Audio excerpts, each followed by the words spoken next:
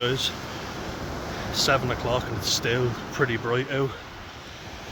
Again, to quote Jurgen Klopp, it's still light outside. But check it out, like it's been raining a little bit and it's a bit gloomy looking, but nice enough day.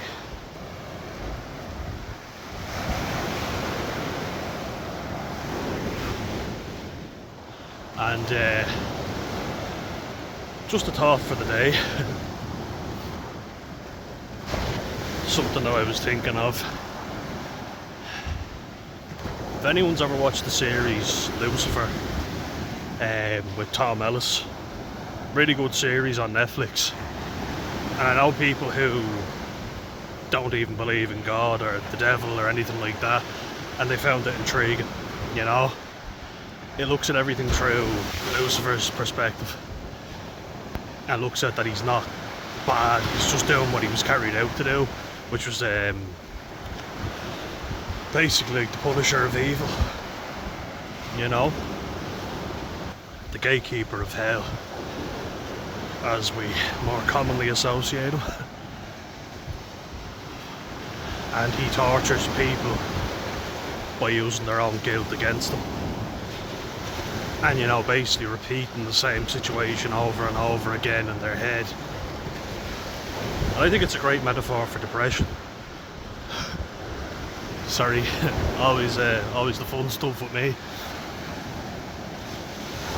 But it is, isn't it? It really is good. I think it's a perfect metaphor. Because that's what those of us with depression do. We repeat every situation over and over and over again. How we could have done it differently, you know? And it is fucking torture, you know? And we're not even in hell, but we feel like we are. It's exhausting as well.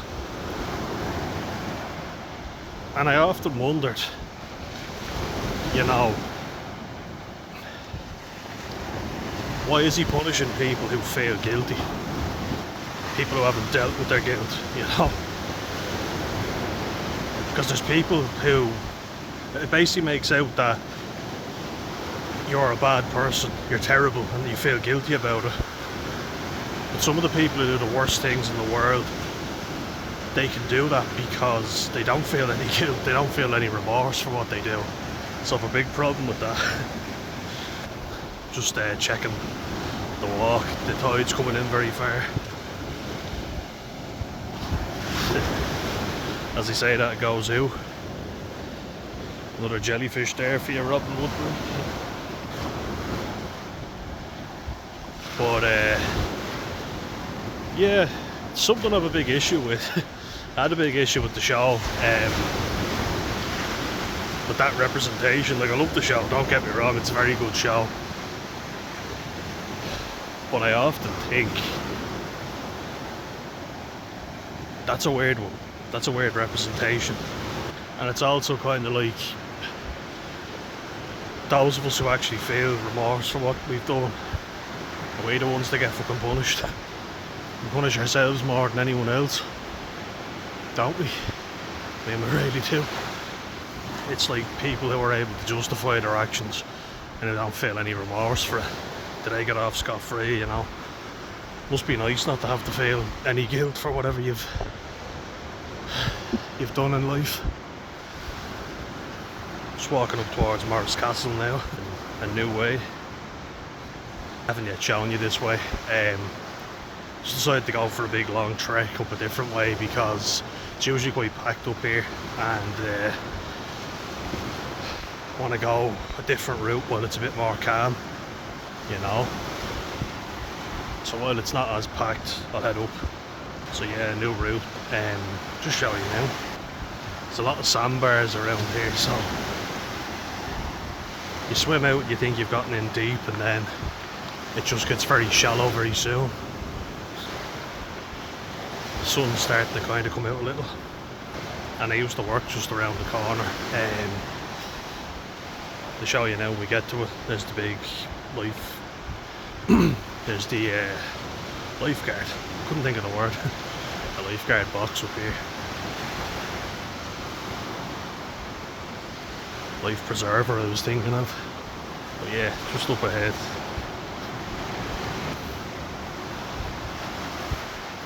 we're getting close now. But yeah, getting back to the conversation in hand, it's kind of like, it's like a metaphor almost for the amount we beat ourselves up over stuff we've done. And it's often very minor in comparison to what some people have done, but they don't really care about it, you know, and that's kind of annoying. Doesn't mean I wish that I could mistreat people and not feel any remorse. No, kind of glad that I do, you know, but it'd be nice to not have that crushing feel, you know, that you get after you do something bad.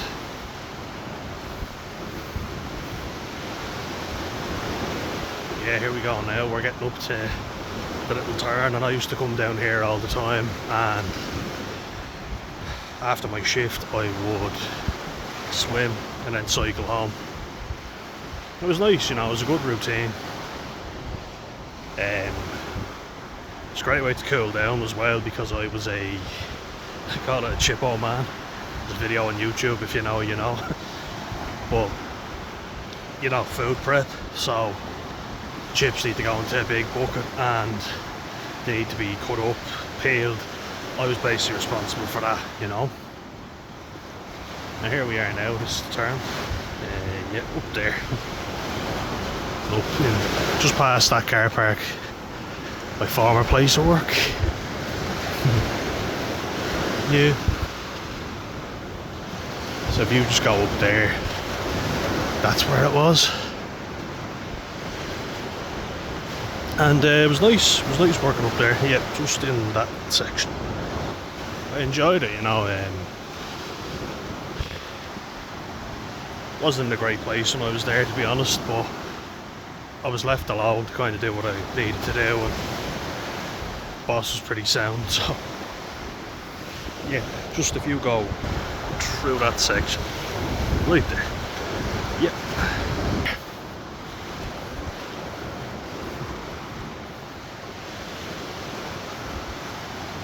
Yeah, I've been thinking a lot about this lately.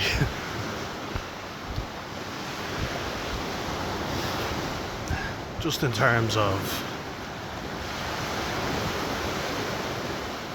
it's like, struggling for words here, but highly empathetic people. I don't mean, you know, like the internet definition of empath or anything like that, but people who hold themselves accountable. You know,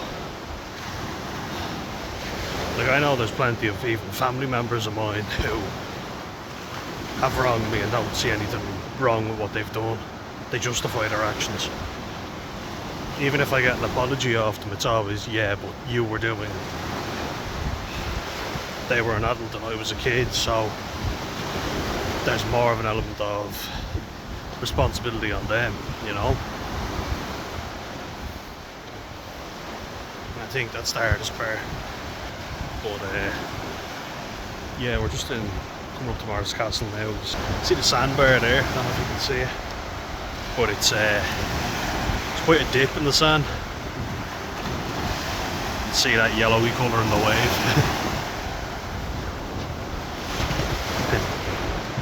I haven't come up this way in ages. It's always nice to change the route up.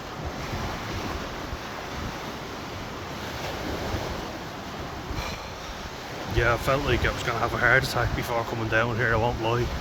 I didn't feel great. Felt a real tightness in my chest. Being very anxious lately. But I'm going to see the doctor tomorrow and hopefully get a referral, you know. Waiting around does me no good. I'm trying to stay active, I'm trying to do things. But yeah, that just kind of was my thought, you know. I kind of have an issue with that, because you see in the series Lucifer where, you know, he is very arrogant and full of himself, and he always quite narcissistic, you know. It's always said, like in the Bible, that Lucifer is temptation. And he always asks, like, what do you desire? You know, in this real creepy way. He always puts a little smile on and goes, what do you desire? And you're kind of like, okay, you're freaking me out. But people tell him their deepest, darkest secrets, you know, what they really desire. He goes, what do you truly desire? And oftentimes people are, it's actually quite an interesting concept. You know the way people go about their daily lives, and you always think, I wonder what they're really thinking, or imagine if only I knew the truth about this person. Very often there's some really warped thoughts that go through ordinary people's heads.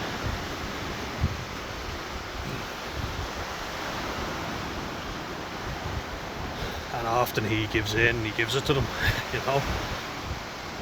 There's a police officer who pulls him over and he gives him a lot of money and says, what do you truly desire? And then the officer, who was a road cop in LA, the city of fallen angels, and he gets caught taking a load of cocaine, and Lucifer basically just tells him to give in to his desire. You know, and there's always, whatever depiction you watch, there's always a deep hatred of humanity, because he just thinks how weak they are, you know, how vulnerable they are, how they give in to lust and greed and all those things.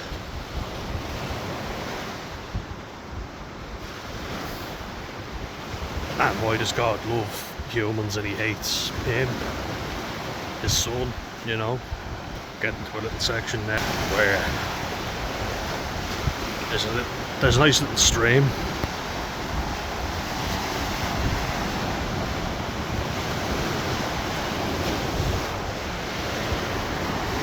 Just about to cross it now.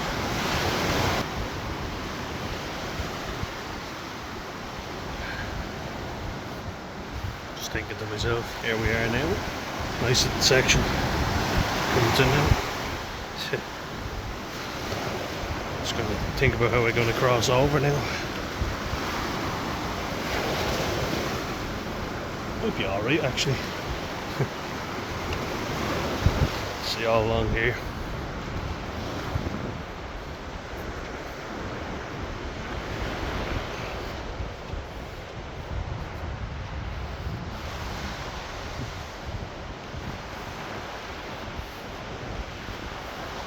Like it round here.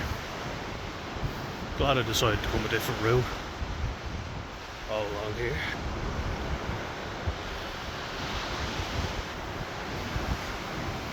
Show you from the other angle.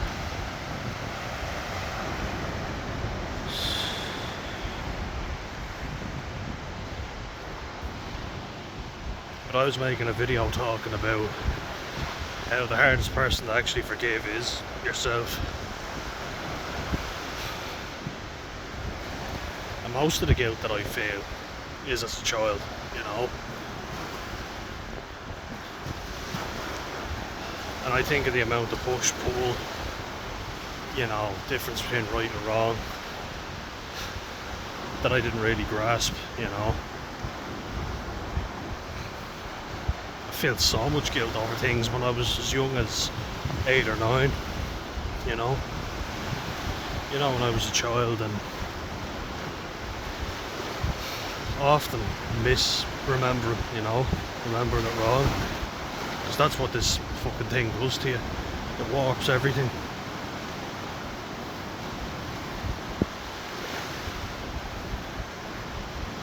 You know, siblings fight, families have issues, and things that I feel guilty for, I've tried my damnedest to rectify, you know. I want to, you know, I want to be better, but then the pain of it gets too much and I have to numb it somehow. And what do? You add to the guilt, because your family see you in terrible states, and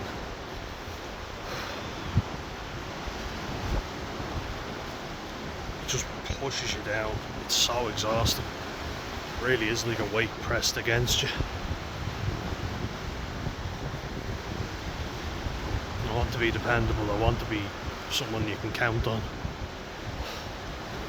Don't want to let people down.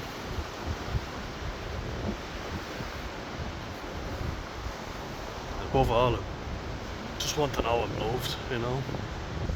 Just taking a breath for a second, take in the surroundings, 'cause it's always good to ground yourself.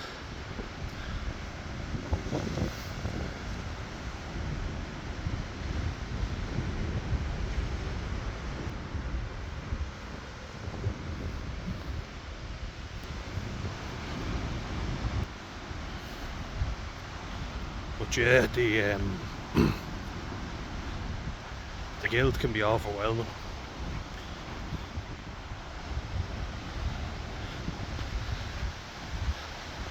And like, people who do feel guilt are often empathetic people.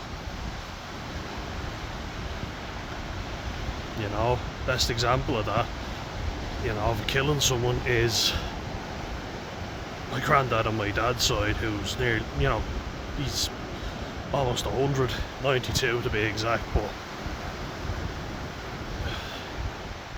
he doesn't seem bothered by anything really. Whereas my other granddad died youngish, you know, like in his mid-60s. And he looked after everyone, you know, he held everything together. He seemed like a great man, you know, and he died before I was even born.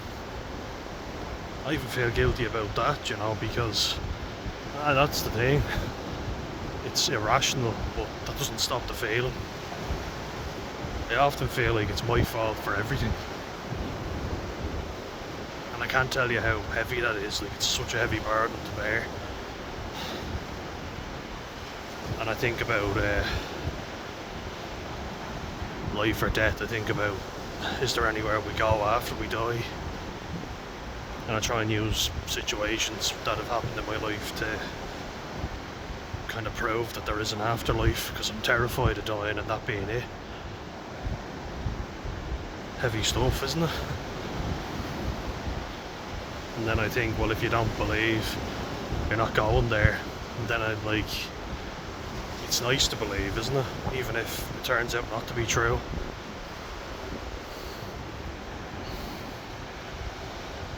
It's just, man, there's so much negative shit going on nowadays, you know, there's so much evil going on.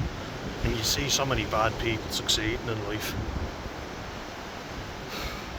I never really understood trigger warnings in videos, you know, until more recently.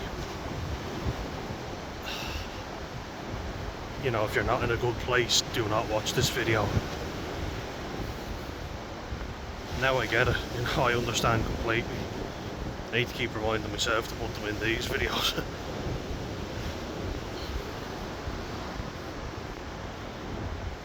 People are getting stuff from these videos, but you know, what really fucking annoys me is the channel is growing. You know, is it at 1,000 subscribers yet? No, but it's getting there, slowly but surely. And my advice to you is, know that, and remember the times where you weren't feeling this negative. Think back to it and go, I wasn't like this before, I can get better, you know? Because this is completely irrational. And what's happening is, you're feeling like shit, and your mind is basically going, there has to be a reason for this. Do you know what I mean? Let's check this out. I'm gonna head back now, guys. Yeah, your mind is basically trying to rationalise an irrational thing, and it's giving you stuff to feel guilty over way back, you know. It's like, if I deal with one thing, then another thing pops up, you know. and it feels like it's dragging me back down all over again. And then what happens is you end up using unhealthy habits, alcohol, you know, being mine. Then you feel guilty for all the time you've wasted, and I did have good times with it, but there were a lot of bad times as well. The aftermath, really.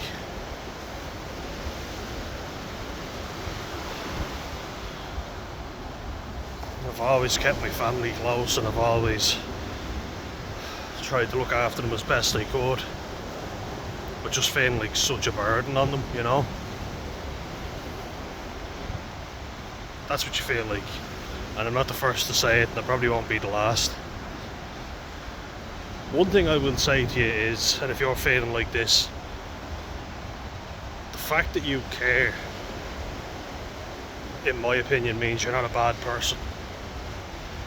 But you have to change your behaviour, you know, you have to do something about it. And I think a lot of people give you the, how do I even put this?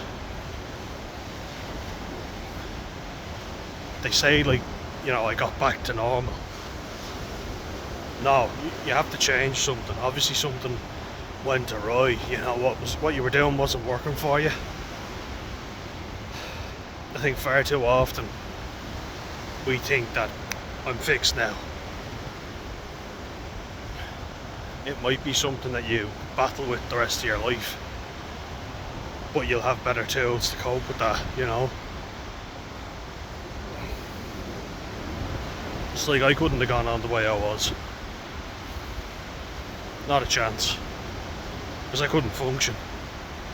But there was always this desire in me to keep working, keep pushing through. And that's what you're told to do. If you persevere, that's the best thing you can do. Before I get worked up, check this out.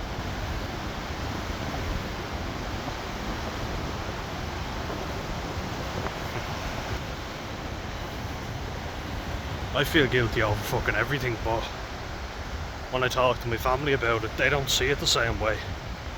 They don't even remember the thing, the way I feel I let them down. And to rationalise stuff, right, so I always like to use examples and hope that you guys can learn from my past mistakes. And so I always felt other people grasped things that I didn't. You know, being autistic and being quite bad when I was young, I always remember feeling inferior to everybody else. You know, I'd have so many tantrums and, you know, little tics, and not so much twitching or the shoulder munching tick or whatever, but I would have to tip people, so even if they brushed off me, or even if they bumped the desk, I'd have to poke them, or I'd have to do something like that, you know. Break the cycle, or keep the chain going, that kind of thing. Meant that I was singled out a lot, you know. People knew how to annoy me. That often led to violent outbursts, and I was getting told off all the time.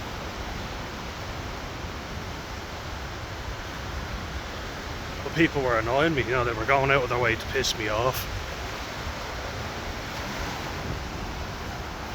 So I felt like if I reacted, I got in trouble, but if I didn't, you know, you have to stand up for yourself as well. I do believe that. If people had called me names, I was kind of like, well, at least they're not physically doing anything to me. You know, saying how different I was, how weird I was, and parents looking down at me, you know.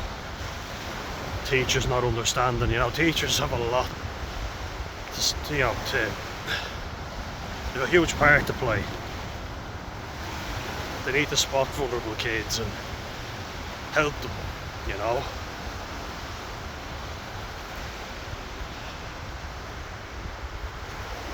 Just remember not being able to relax at family gatherings and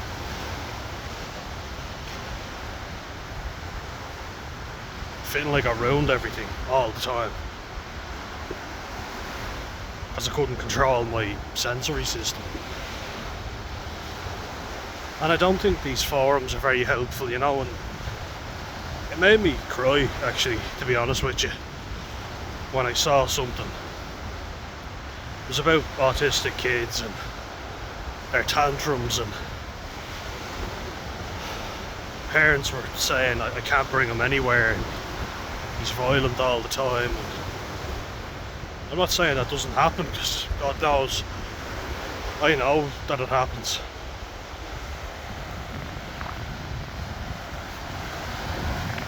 And I don't absolve anyone of responsibility. It was absolutely my responsibility to stop doing what I was doing, you know, to everyone. There was actually some kids that, when I stopped being so agitated all the time, they actually treated me better, you know. Tried being, you know, being nicer to my brother, because I wasn't nice a lot of the times, and I feel so bad for my mum and what I put her through. I'm sure there's plenty of people like me who feel like burdens as it is. It's not helpful hearing stuff like, I hope that monster doesn't ruin your other kids' lives, because believe me, I can only speak for myself, but I absolutely know the damage I caused and the pain I caused. But I can promise you, I didn't want to do it, you know. It wasn't something I wanted to do. It was something that happened because I couldn't control my sensory system. It gave me great distress when I couldn't carry out my little habits, you know, and everything was just so loud. Textures were so horrible. You see everybody else engaging and stuff, you know, and knowing what to say, what to do, and you're just there knowing that you're not able to fit in, and you know that that's a burden on your parents. You know that you're not one in, and you're just there thinking everybody else must be so proud of their kids, and look at me. That's the biggest source of guilt, alright. We absolutely know all the names you call us. When I say we, I mean autistic people. And if you're like me, you're definitely aware that you just can't sit still, you can't function, you know. I just need someone to show me a bit of fucking compassion and pull me to one side. And you know, some people tried, and I wasn't easy, I get that. I was a rugby coach though before. My mum spoke about him, Tim, R.I.P. He was a lovely fella. He actually worked in the same place as my mum, and you know, she always said he was a bit odd, but he was a nice fella. I believed he was autistic as well.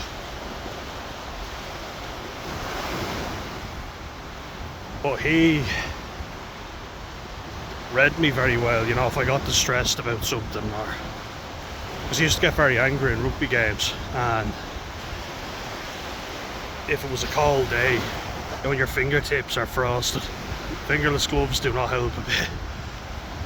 But that was very distressing for me. I couldn't deal with it. It was just, the pain was excruciating. I was very sensitive to everything, including criticism. You know, it really hurt me a lot more than everybody else. And I knew what people were saying, you know. Just made me feel more of a burden than I already was. But it's what family say that hurts the most. It really is. And it didn't matter what I did, you know, if I lashed out, I got in trouble. If I did nothing, people would try and annoy me. So I couldn't win anyway, you know, any which way I tried.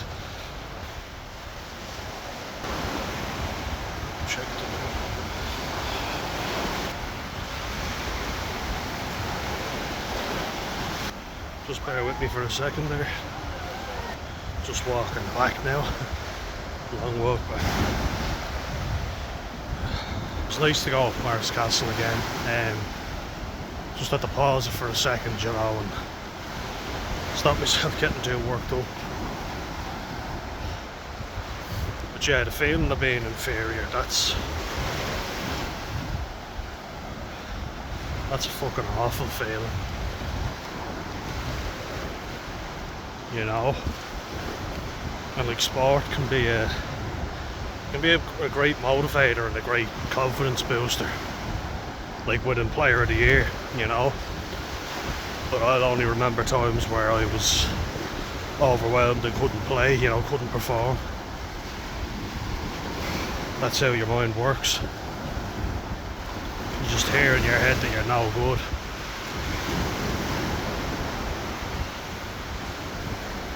You know, and you only remember your mistakes. That's fucking awful. I think that is the worst thing my dad ever said to me, was be hard on yourself.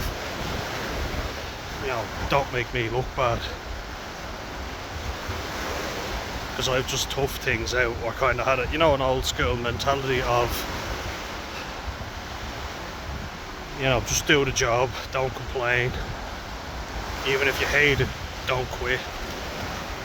Don't be a quitter, you know, don't be defeatist. And then it leads to feelings of, oh, you know, I couldn't do the job, or, you know, I should have said this, or I should have said that, or, you know, this workplace wasn't proper. But I always felt like you don't get to complain, you know. Don't be self-spoiled and entitled, don't complain. Just tough it out, do the job. Life is tough, get on with it, you know. All the cliche crap. Felt like I didn't deserve to have any rights. Just had to prove to everyone I can do everything just as well as they can. I mean, I did, while I could. You know, I remember going into work and could barely work up the energy to have a shower. And somehow I dragged myself in and tried to be as pleasant as I could. And I probably looked very subdued and miserable, but I was. I just didn't want to be there, you know. And the reason I did it a lot of times was so I could bring my mum and my brother out for dinner, you know, and give them nice things, because I failed them so much when I was younger. Last thing I wanted to do was to return to that. Also, when we were moving house, you know, it was a welcome break from being in the house. You know, I got to clean it whenever my mum needed me to, but at the weekend I could escape to work, you know. Because that's the thing, if it's just me I don't really care too much, but it's how I treated them. I feel bad for my poor mum who went through so much raising me, you know, and I know she didn't like confrontation and conflict, so, you know, I try and deal with it, or I ask her, do you want me to? And usually I end up just upsetting her more. I have to accept she is the way she is, and if she doesn't even get bothered half the time, I get bothered on her behalf, you know. I get bothered for her because I don't want to see her get treated badly, but And I'm capable, you know, I am very capable. But I've conflicting ideas because I don't want to upset her, but I don't want to be taken for a fool either, you know. Then there are some times like where, because it was so low in energy, I'd work, I'd buy my family nice things, and I'd just collapse in a heap. I wasn't able to function, you know. Just work, study, that's it.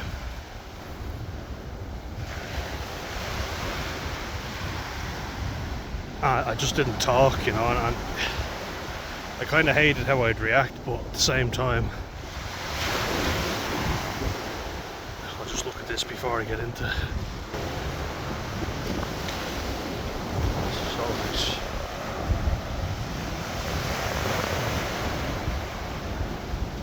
Ooh. Check out the sun.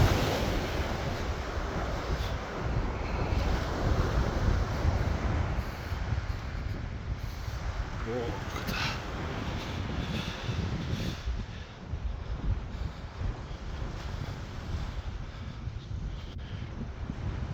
Oh, that's a lovely view.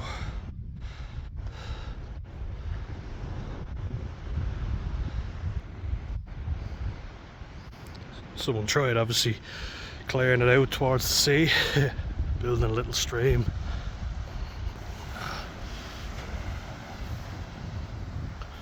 But yeah, you know, I worked myself to the bone. I fell into the grind set, as they go. Look at the sun behind me. So nice. Speaking of sun, that's something I always thought of, you know. Would I ever have kids, you know, and you do appreciate what your parents go through as you get older. I worry sick about Alfie, you know, he is our kid. Our kid. But jeez, I worry so much about him. I get really upset and I'm afraid that he's not happy and that I've let him down. If another dog barks at him, you know, I get very defensive and want to make sure he's safe. So I can only imagine what it's like dealing with a child, you know, never mind a child with autism. I mean, you can't fight everyone's battles for them either, that's another thing. They don't want me to. I take that upon myself. I put that onus on myself and they don't even put it on me, you know.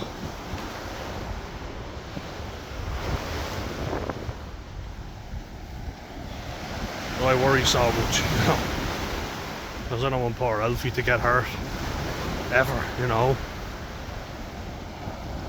I'm always very anxious when he's around other dogs. I stand beside him and they say, you know, you're supposed to just let them off to play, but I get so anxious that he's going to get attacked. You know, if another dog's being aggressive with him, I come in to get between that dog and Alfie so that he's safe. I do care, you know, that's the whole thing. If you feel guilty, I think it means that you care, you know. Because there's some people who only give a shit about themselves and they don't feel guilty necessarily because of others, you know, they can't put themselves in other people's shoes. All they care about is how they look to the public. So it might look like empathy and compassion, but it's not really.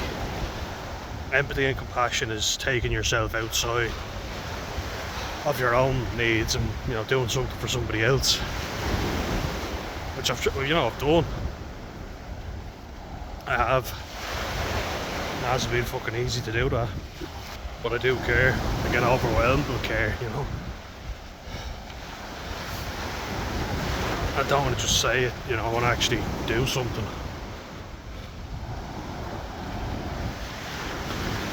And you know, like, my mum and my brother aren't perfect. They make mistakes and I have to kind of remember that as well, you know. Because they've even said they feel bad about stuff that they did or didn't do. So, you know, we're all just feeling guilty about stuff. And what we need to do is just, you know, say sorry when we upset loved ones and be there for each other. You know? We've got to.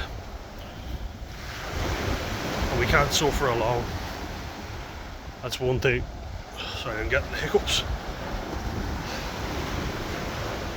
One of the main driving forces behind this channel is to make a channel and a safe space for people who are suffering to open up and reach out, you know. And perhaps if any of you are up for it, we can do a Q&A where, you know, we'll read out the problem and people can leave solutions. By the way, guys, I posted it, but I now have a Buy Me a Coffee website, so if you want to help out, you can. But no pressure, you know, absolutely no pressure. Times are tough, I know. So whatever you can give, you can even just like and subscribe, that'd be gratefully appreciated and free of charge. But that's not why I do this, you know.